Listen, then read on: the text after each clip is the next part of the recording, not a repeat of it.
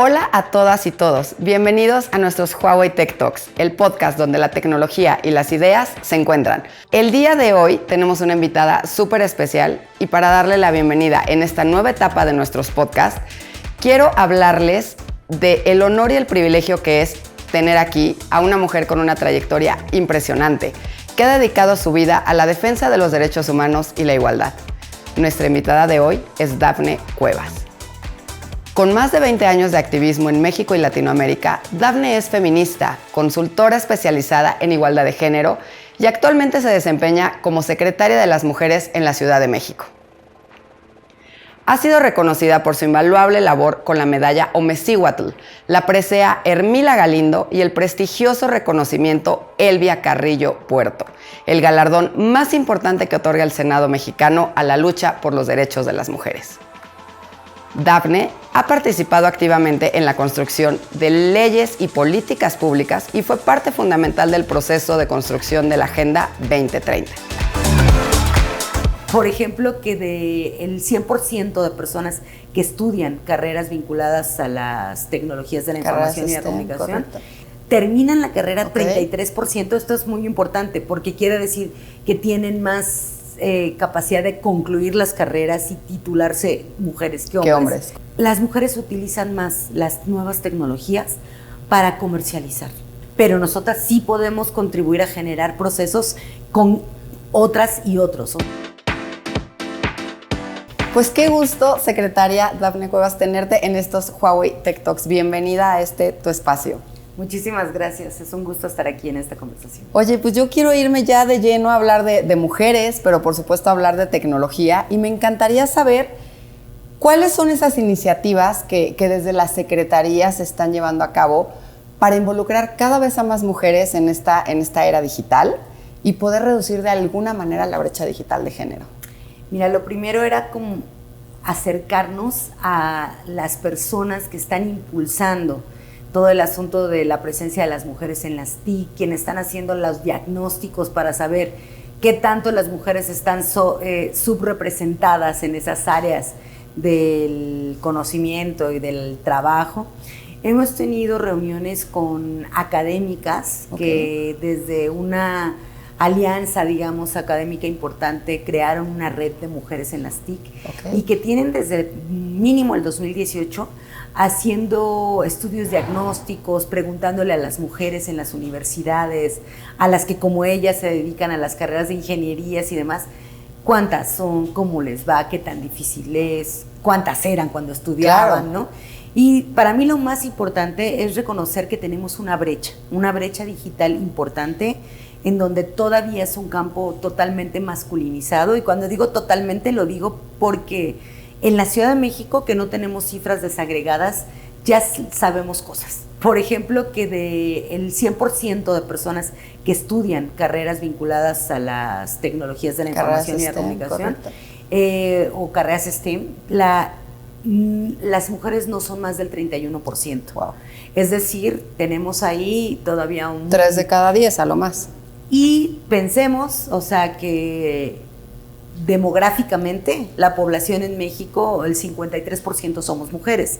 Es decir, hay una diferencia ahí que somos un poquito más de mujeres que hombres. Entonces, cuando revisas esas carreras, te das cuenta que ahí pues las mujeres todavía no están participando plenamente. Cuando piensas en los trabajos, ¿no? ¿Cómo están las mujeres participando en el área laboral? Resulta que la brecha se reduce todavía más. O sea, estudian alrededor del 31%, terminan la carrera 33%. Esto es muy importante porque quiere decir que tienen más capacidad de concluir las carreras y titularse mujeres que hombres. Correcto. Dada el cambio en el porcentaje, ¿no? Pero lo cierto es que cuando llegas a los trabajos, solamente es entre el 15 y el 22%. Eso, bueno, tener esta información te abre como mucha claridad de por dónde están los retos principales.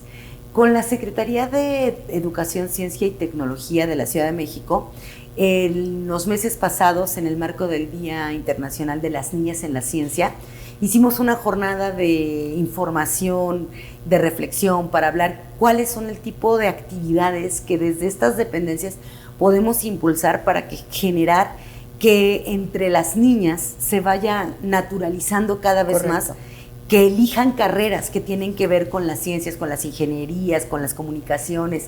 Y tenemos un proyecto muy interesante de Clara Brugada, la jefa de gobierno, de que las escuelas de educación básica puedan abrir los fines de semana para tener alternativas de formación, de recreación y demás, sobre todo en aquellas colonias donde no hay espacio público, un poco para que las infancias puedan recuperar ese espacio y hacer lo suyo para tener actividades extracurriculares que pueden incluir pues un espacio abierto para que tengan juegos, pasen el día, la mañana, pero también talleres específicos. Y en el caso concreto de las niñas, nuestro esfuerzo en coordinación con la Secretaría de Educación es para que se puedan impartir talleres de niñas en la ciencia. Ok, incluso, perdóname que te interrumpa, para que puedan tener ese primer acercamiento con la tecnología en aquellas zonas donde ni siquiera existe. Claro que sí. Y, digamos, una cosa es este proyecto, digamos, que todavía no está en curso, sino todavía está en formación. Pero hay otras cosas que ya se han venido como echando hacia adelante como proyectos ya que empiezan a tener algunas experiencias. No, la jefa de gobierno anunció desde que inició prácticamente el gobierno que íbamos a tener aulas digitales, que se iban a digitalizar las escuelas de educación básica. Esto es súper importante. Si las niñas y los niños desde educación básica tienen acceso a computadoras, tienen acceso a internet gratuito, pues eso cambia su relación. Sí, les vas desarrollando ahí un poco el interés. En esta ciudad el porcentaje de gente con un teléfono inteligente es altísimo, es el más alto del país. Correcto. Es alrededor del 82%. Así es. Entonces, eso ya es, digamos, un avance importante, pero ¿cómo tienes además acceso al internet gratuito?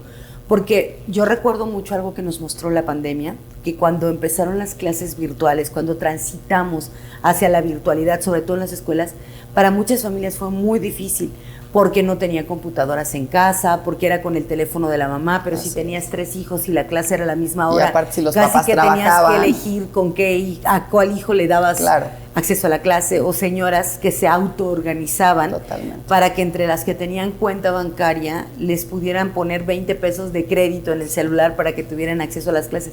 La pandemia, dentro de sus múltiples retos que presentó, nos presentó como oportunidades. Y de visualizar, pues, dónde estaban nuestras grandes brechas de conectividad digitales. Desde antes había habido un esfuerzo. En el gobierno anterior de la ciudad empezó la ADIP con este asunto de poner puntos de conectividad en parques públicos, en áreas abiertas y demás. Todavía con un nivel de banda muy pequeño, digamos, que podía tener como una conexión deficiente. Entonces la idea ahora es que la conexión pública se vaya eficientando cada vez más, que efectivamente cuando tú llegas a un parque público o a un espacio como las utopías que estamos creando, la conectividad te permita realmente subir y bajar datos, no solamente conectarte de manera intermitente, que sea como cada vez una conexión con mayor calidad. Claro. Pero además la idea de que todas las aulas de educación básica, no todas las aulas, todas las escuelas tengan un aula digital que les ayude a niñas y niños a familiarizarse con el uso de las computadoras, a navegar en internet, que tengan maestros. Me parece que eso es la gran diferencia, porque desde las bases van sentando pues que le pierdas el miedo, que te acerques con mayor, y luego si eso lo incentivamos con los talleres, con el acercar la información de manera específica como una acción afirmativa a las niñas, pues nuestra idea es que se vaya cortando esa brecha, ¿no? Secretaria, y hablando de este tipo de proyectos, como es el tema de las utopías, como el haber detectado el porcentaje de mujeres que estudian carreras STEM, ¿cuáles serían esos principales retos a los que desde la Secretaría, o más bien, cuáles son esos retos que la Secretaría hoy está visualizando para que cada vez más mujeres estudien carreras STEM? Por supuesto que nos tenemos que ir a las primeras infancias, como bien lo mencionaste, porque de nada sirve que ya alguien que está por terminar el bachillerato le quieras incentivar con esto. Claro que ayuda, pero tenemos claro que no es desde ahí. O sea, esa cosquillita y esa intención de curiosidad va mucho más atrás. ¿Cuáles son esos retos que ustedes están visualizando? Mira, lo primero yo creo es como pensar que todas las mujeres en cualquier ciclo de vida en que estén tienen oportunidad de acercarse, porque también es un mito que solamente si empiezas desde la infancia. Pues hay muchas señoras que hoy por hoy están acercándose al uso de los teléfonos inteligentes y están aprendiendo y abriendo sus cuentas de Facebook, ¿no? Muchas de nuestras madres las vemos de ahí que están incursionando a las redes sociales y demás. Yo creo que primero no tenemos que renunciar a que cualquier momento puede ser el momento. Claro. El asunto es cómo se genera un entorno habilitante, correcto, donde sea posible tener acceso a la conectividad, a los aparatos. Entonces, esto es como a lo largo del ciclo de vida de las mujeres. Entonces, fíjate que otra cosa que recién hicimos fue que nos reunimos con un grupo muy interesante de mujeres que están fomentando la presencia de las mujeres, no solamente en las carreras STEM, sino muy concretamente en la aeronáutica. Okay. O sea, mujeres que están aspirando a trabajar en la NASA con cosas espaciales, mujeres que están queriendo conducir, ser pilotas de aviones, ¿no? O incluso sobrecargos, que son quienes atienden en los vuelos. O sea, todas las mujeres que están vinculadas al asunto de la aeronáutica. Okay. Y acá crearon una organización en donde están de esos diferentes gremios y nos fueron a visitar, justamente pensando cómo podíamos coordinarnos para poder incentivar en las niñas la intención o la emoción por ese asunto de las carreras en las aeronáuticas, ¿no? Entonces me parece que es algo súper interesante. Interesantísimo. Quedamos con ellas de que serían parte de nuestro proyecto piloto de cara a esta apertura de las escuelas los fines de semana, para que una de las ofertas que tuviéramos para las niñas fuera esta, ¿no? De las mujeres en la aeronáutica. Y bueno, hay muchas mujeres en los campos, si bien no son la mitad de esos espacios, están ahí y justo son ellas las que han venido impulsando como que cada vez más se cuestione por qué su presencia es baja, por qué las mujeres enfrentan dificultades específicas que son distintas a las de los varones para llegar a esos terrenos. Ellas se organizan, ellas crean comunidades, digamos, para problematizar, para pensar y para incentivar. Y yo creo que una tarea central de la Secretaría de las Mujeres es hacer uso de ese conocimiento y de esos aportes que las mujeres han estado haciendo desde esos diferentes campos. Entonces yo creo que por ahí está como nuestra principal apuesta. Nuestra apuesta es desnaturalicemos la división sexual de la vida, de las carreras, de las aspiraciones educativas, de la presencia en los diferentes espacios, mercados, carreras, disciplinas. Sí, trabajemos con las propias mujeres que en las diferentes disciplinas donde está más mermada la presencia de las mujeres han venido abriendo brecha, han venido generando conocimiento y además han venido generando propuesta, ¿no? Como nunca es inteligente empezar de cero. Si nosotras pretendiéramos empezar ahorita a ver cómo entendemos, qué diagnósticos hacemos y desaprovechamos como ese conocimiento acumulado, pues sería perder el tiempo o espacios valiosos de lo que ya va avanzando, digamos, el trecho con las mujeres que ya están ahí, que ya han roto techos de cristal. Así es. Y que ya han ido marcando una ruta que nos permite como saber por dónde se puede ir avanzando, ¿no? Y esa es como la apuesta. Y si bien esta ruta, como mencionas, ya está marcada,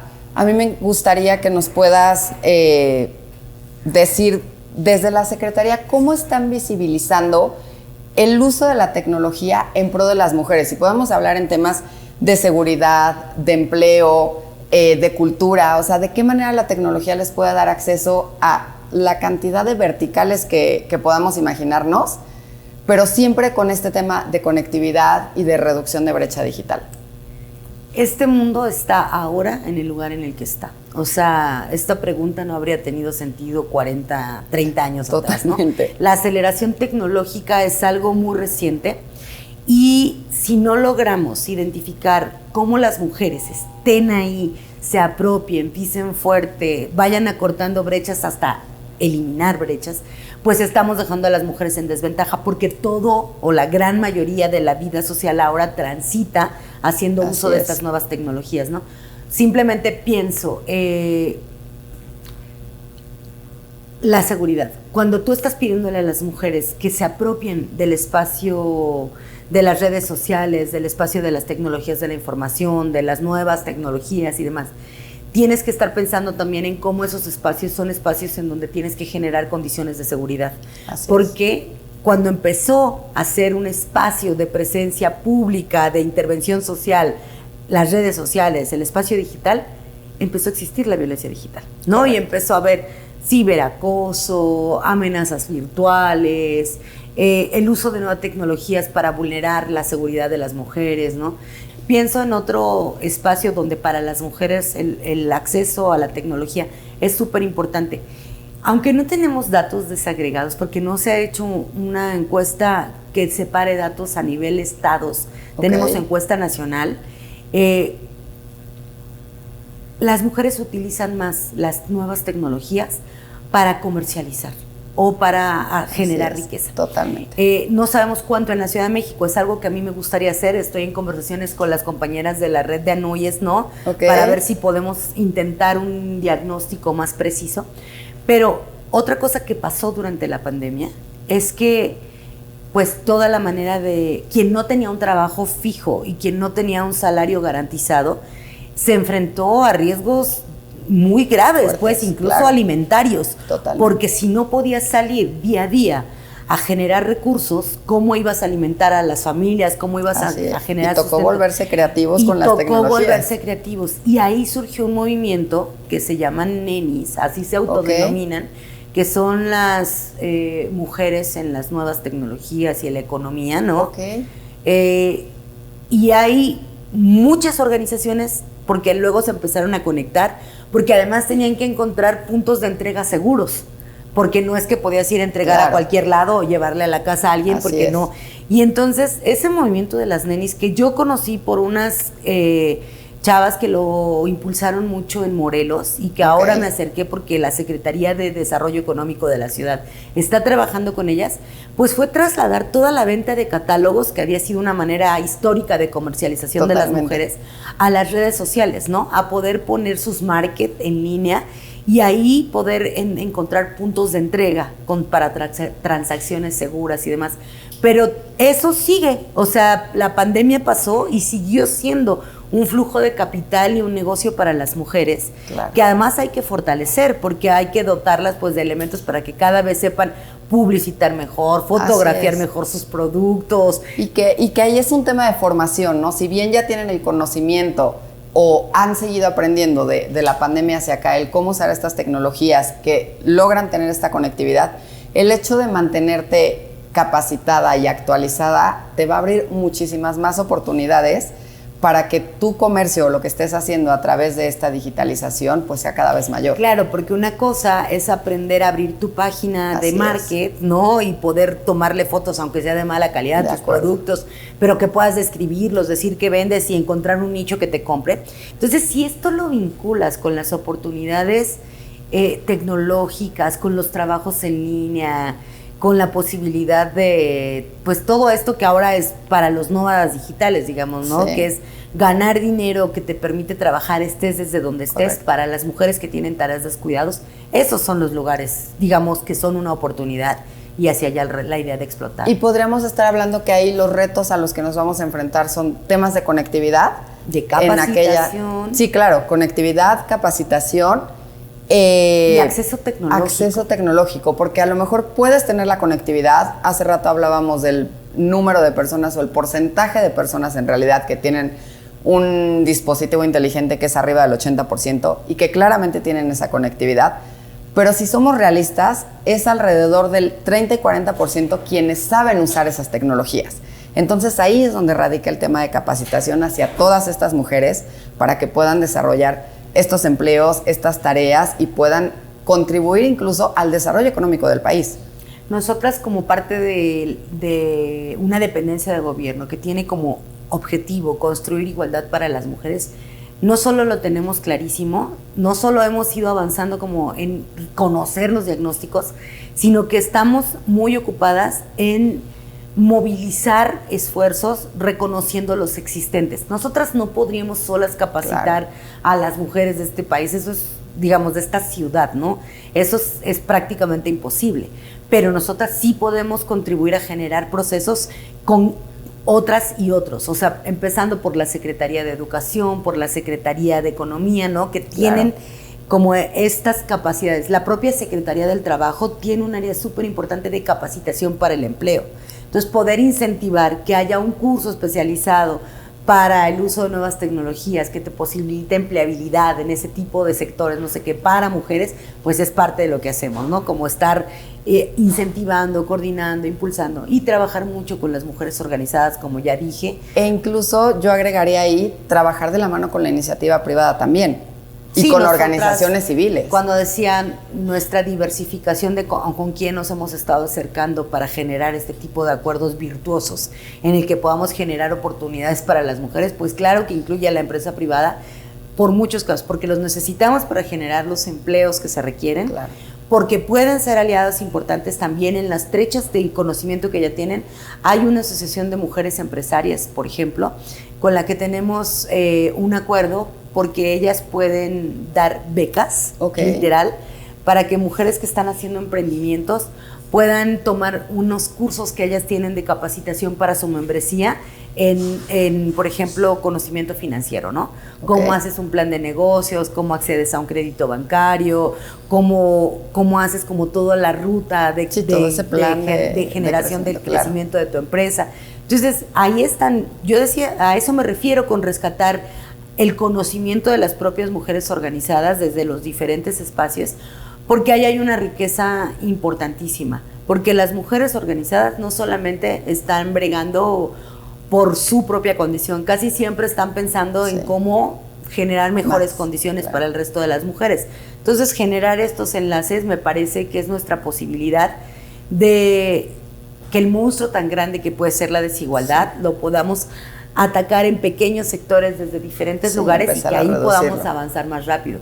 Secretaria, para cerrar ya este episodio de nuestro podcast, ¿cuál sería ese mensaje que le podrías dar a todas esas nuevas generaciones, empezando desde la primera infancia, pero sobre todo a todas esas mamás que pueden estar viendo este episodio y que tienen hijas, para que se animen a estudiar carreras STEM, para que se involucren con temas de tecnología, para que empiecen a crear sus emprendimientos?